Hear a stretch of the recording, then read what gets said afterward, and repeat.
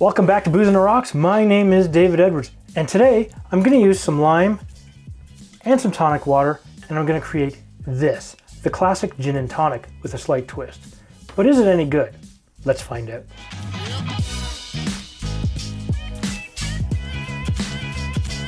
All right, let's talk about the gin and tonic.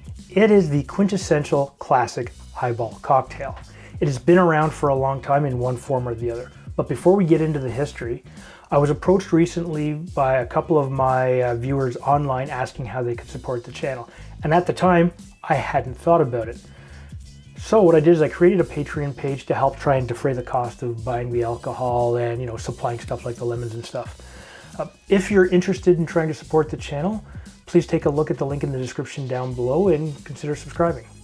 Now that I've gotten that out of the way, the history. During the 1700s, there was a nation state that was trying to take over the world.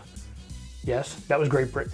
And they were doing that either through war or through their mercantile endeavors or capitalism.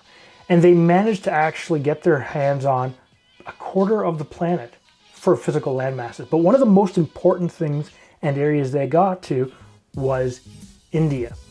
Now, India was important to their mercantile trade because they were getting their tea, they were getting their spices, they had their troops that supported them in the field.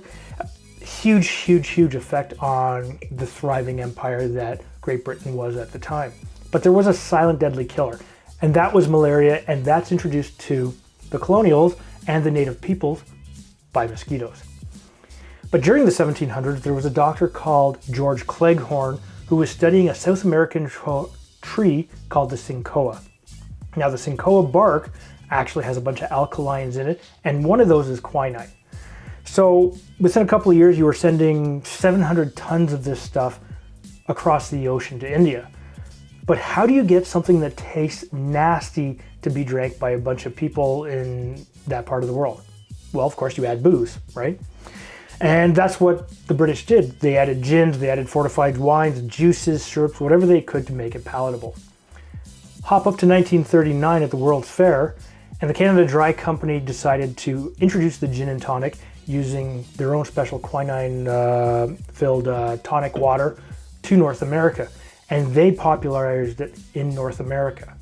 So you know what? Let's get into making this. This is a very simple drink, and we're gonna make this directly in the glass. So there's no shaking involved, no stirring, no getting me to stand there and go, kind of funny. So first thing we're gonna do is we're gonna throw a piece of ice in there. Looks good. But we're gonna take a lime and we're gonna roll it, okay? Now we roll the lime because it will break the capsules of the essential oils inside the lime itself, and they'll begin to start giving off those essential oils. And I'm going to cut 3 lime wheels.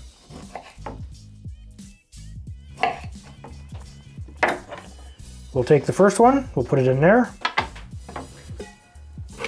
Another piece of ice, drop another one in, and we'll give ourselves another good chunk size of ice. Simple, easy, looks pretty good so far. Now what we're gonna do is we're gonna add our gin. I'm using Devil's Keep gin out of New Brunswick here.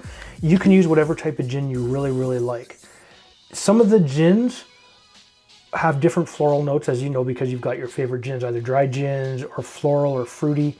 And you may want to change what you're garnishing in here with this because that'll change your flavor. So a more floral one would be good with lemon, so to speak. We need 2 ounces or 60 milliliters.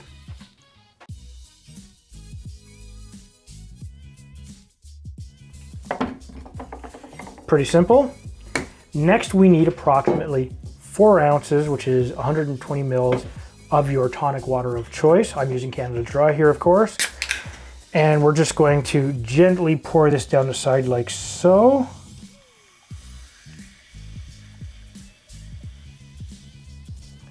But before we finish, I'm going to take this last little piece of lime and I'm just going to squeeze it over the top. We're just putting a little bit of juice in there, not much. This is my own personal twist.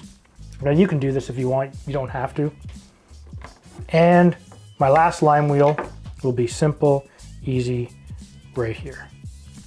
This is a gin and tonic. Simple, classic, easy. What we're gonna do is we're just gonna give this a bit of a basic stir. That was close. Got my garnish right here. We'll jab that in here because Dave likes it limey. Okay, so one of the first things I smell is I get a little hint of the gin and the lime.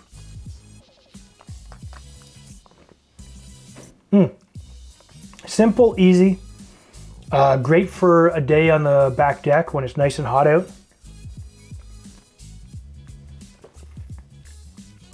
The gin doesn't overpower it. It's actually works well with this Canada Dry. The little bit of lime. There's a little bit of tartness in there too. So if you want, you could choose to sweeten it just a bit. And you know what? Just for the heck of it. Again, you don't have to. Your own personal choice, right? So I'm gonna put a 1/4 ounce of simple syrup in here. Give this a bit of a stir.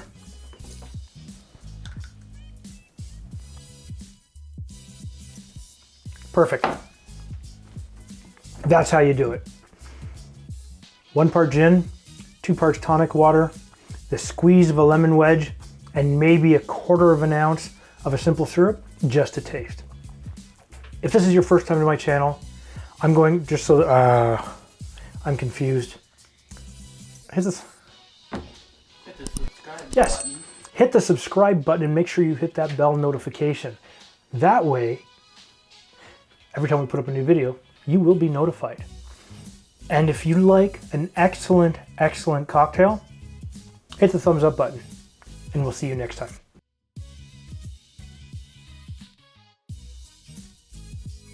So there was a doctor, George Cleghorn, and he was studying, and has been around for a long time.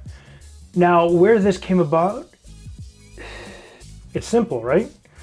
But before we get into that, I'd like to